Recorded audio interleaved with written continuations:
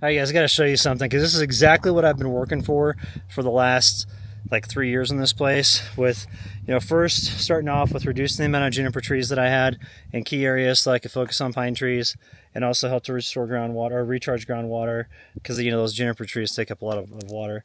And then down here building the check dams and getting that going. And now this is like the first big milestone that I've reached with these check dams, and I want to show it to you. So keep in mind, we haven't had rain for 10 days. It's been sunny every day. We've had days we had one day last week that it almost got up to 90 up here.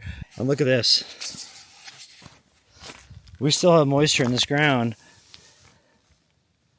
and it's mud right now.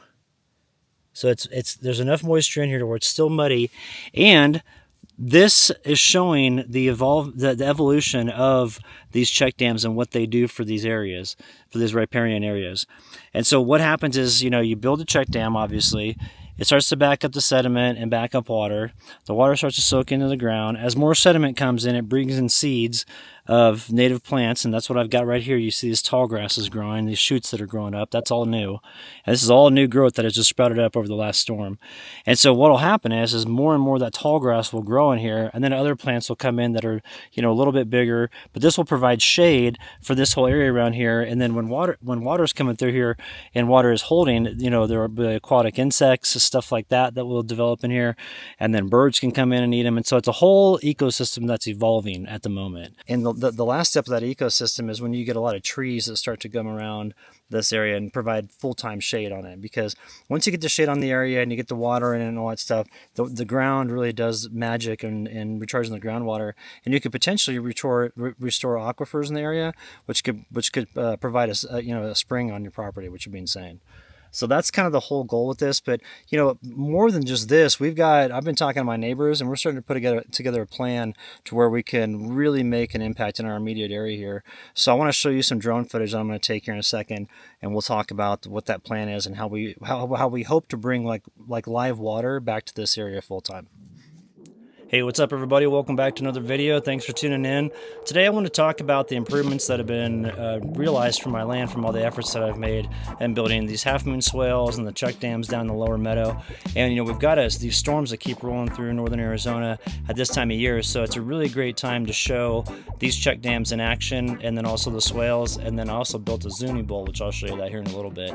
But for those that are unaware, my land sits on a hill, so I've got 14 acres, but I'm up at the top part of it on the highest portion right here looking out. And then the way that the slopes go down on both sides, we got one to the left and one to the right, so we're focusing on the meadow down the lower left. And here's what it looked like when I first got the property, and this is before I started working on any check dams. And basically you essentially had two flows through V channels where the water came through extremely fast. Now, after installing a bunch of check dams and working with the land down here, here's what we're looking at today.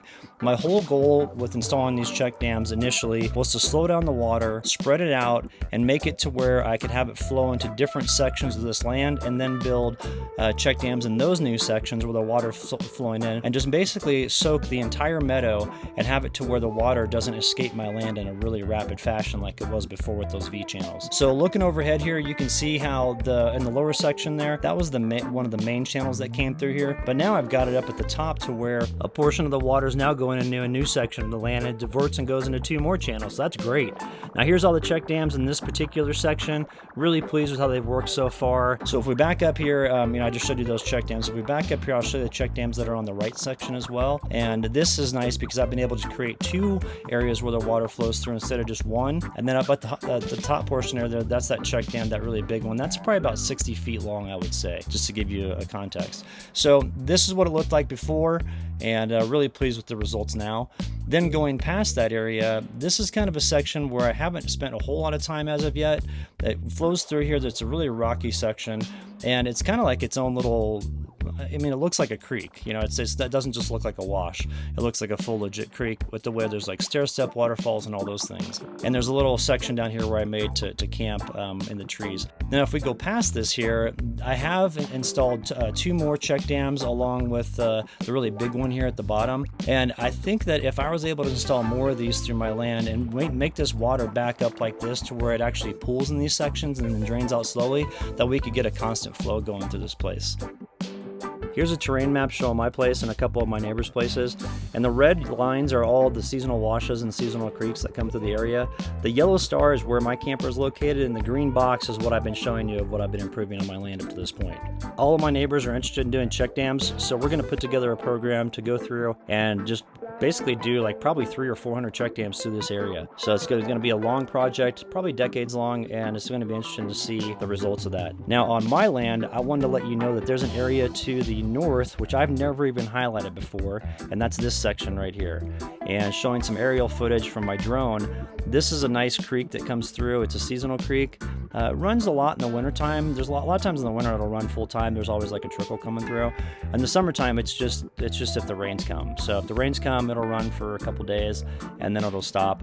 And this is a really nice valley down in here. I think I could do a lot of good work with check dams going through here. And there's tons of rock all over the place, so it's not going to be a problem to source the materials. Here's going the other way. Here's just looking at the same wash, but just going in a different direction.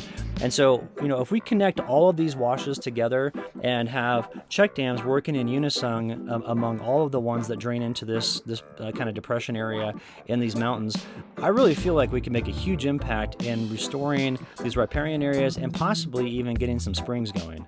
It's who knows what's underneath here. This land has been abused for over 100 years just by tons of ranching and stuff like that. So it'd be really awesome to see what we could do to restore this land.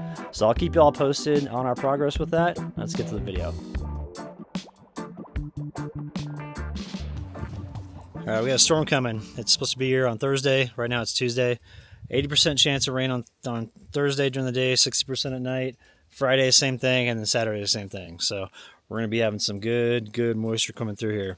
And what I want to do on these check dams, especially the ones that I built last week, is I want to get them buttoned up a little more. And I'm choosing this one because it's in the shade right now. Temperatures today are a little bit warmer than it was yesterday, so I don't feel like working in the sun, because I was going to work on that one down there, but I decided just to work on this one. So as we can see just by looking at this, you can tell a lot of water is going through this lower section, and it stacks up to about right there. But what I want to do is take a ton of gravel and throw it in there, and also some bigger rocks, and just build this up more. And then also on the back side, start to thicken it out a little bit, so probably add at least 1 or 2 more rock layers on the backside there and just make it a lot more sturdy and a little bit more watertight and a little higher, and probably extend it out on the sides a little bit like that. And so the goal is to have these check dams like this, especially through this section, which is a pretty eroded V channel, which means the water just jams through here super fast and doesn't have an opportunity to settle in. I probably want to put these check dams at least about every 20 feet. And then we can just have the one reservoir after another, building up sediment, getting that ground level kind of more flattened out. And when you flatten out the ground level, what are you doing over there, Meadow? When you flatten out the ground level like that, instead of having that V channel, what happens is when the water comes through, it just spreads out and gives it a chance to soak in the ground more. And then I've got tall grass all throughout this area, even in the channel itself. So that helps as a delivery system with those root structures that just go directly down into the ground, and helps that water get down there pretty fast. So, all right, let's get to work.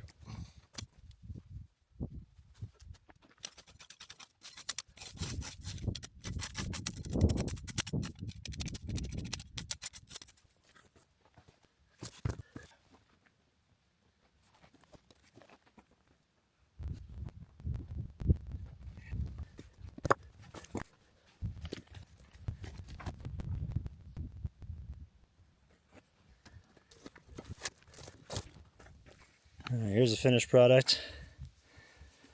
Made it a lot taller, and had it extend out a little bit. And then if you look crossways here, just how many rocks there are.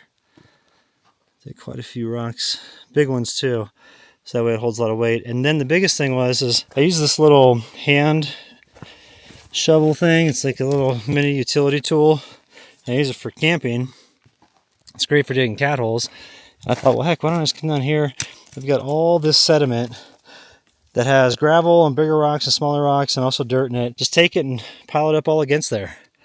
Give it a good watertight seal at the bottom, and then let the water rise up. So it should rise up to, gosh, right here,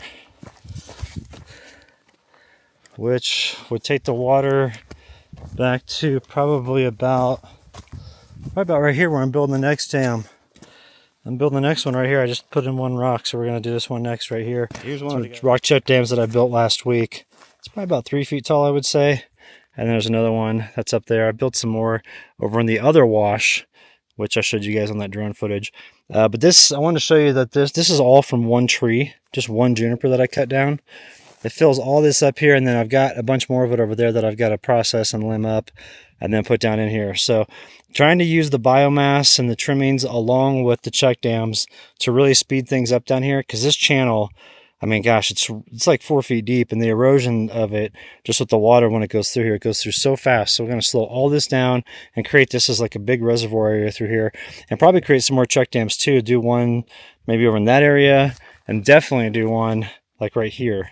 And we'll kind of see how that performs. We've got rain coming on Friday, I think like Thursday night actually, and then Friday, Saturday, Sunday, and Monday. So I'm really excited to see how this is going to perform when the water hits it. I got the storm coming, and what I want to do is get this check dam built up a little bit more, put some more rocks in front of it here, and also increase the size, because this is the one that's proving to have the best results and has the tall grass growing in it over there. And I'm really, really, really pleased with this, because I mean, if I feel down right here, it's been now 12 days since that. This is still wet. It's still got mud on it. So that's really encouraging. If I can just replicate this, you know, 20, 30 times over in this section of my land, it's going to just work wonders for it. And that's the whole goal.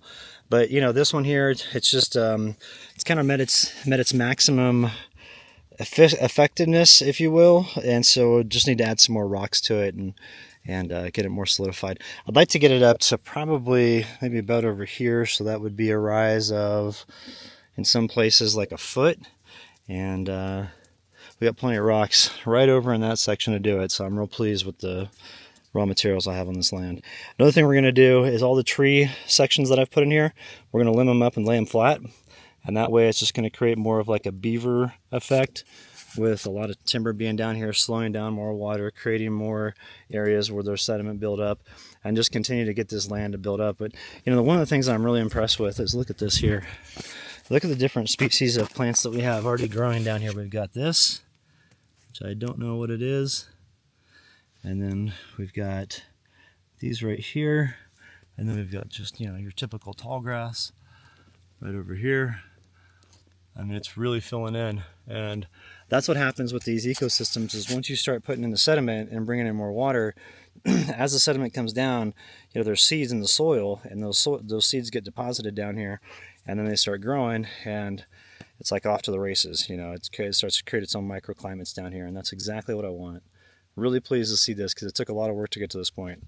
But like I said today, button up the wood here, the logs that we have in the channel, and then get that going.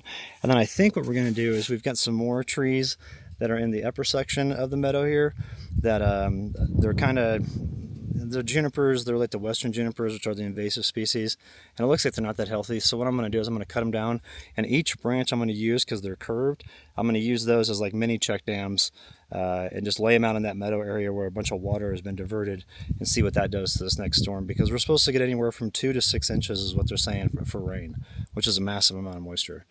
So I got a lot of work to do before this gets here. And it's supposed to be here by like 2 o'clock this afternoon, and right now it's about 9 a.m. So we got 5 hours of possibly a 5-hour window to get a bunch of stuff done. So let's jam.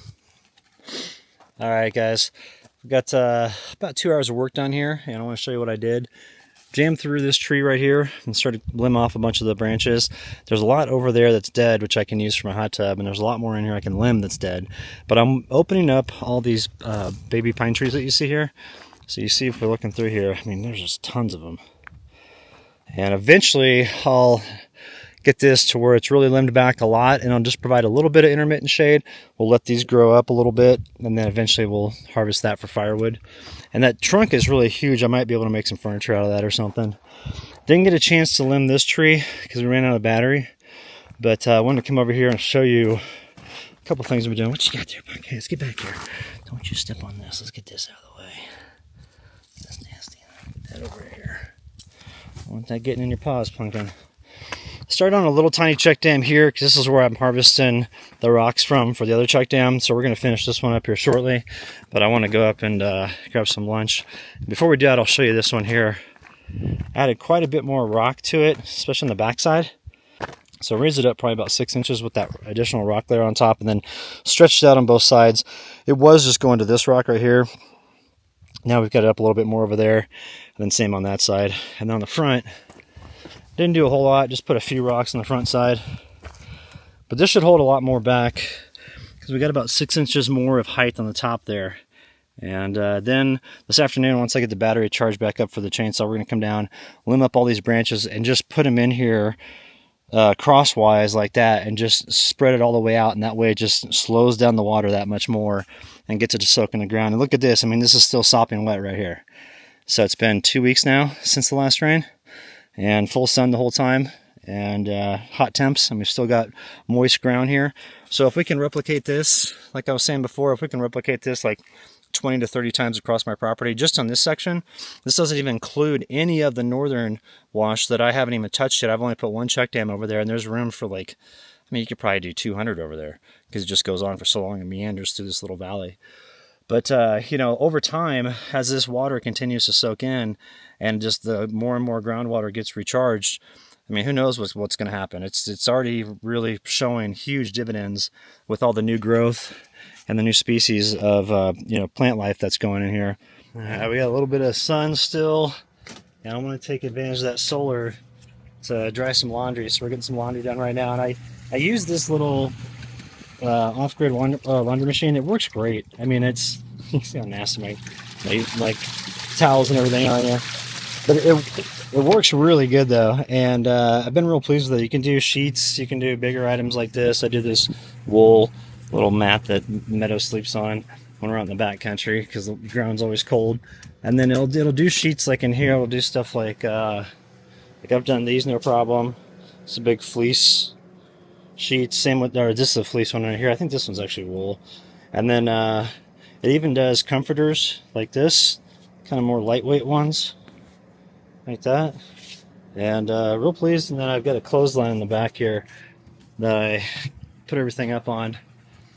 And with the climate out here, you know, it's usually pretty dry and not a lot of humidity in the air, and so it dries pretty quick.